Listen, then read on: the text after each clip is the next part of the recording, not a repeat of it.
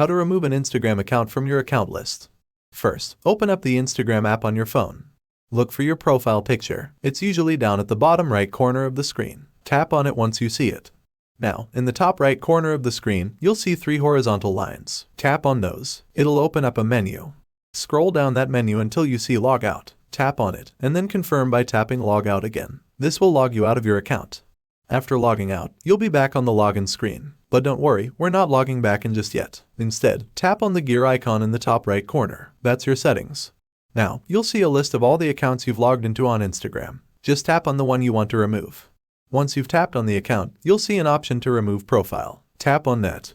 Instagram will double check with you to make sure you really want to remove the account. Just tap remove again to confirm.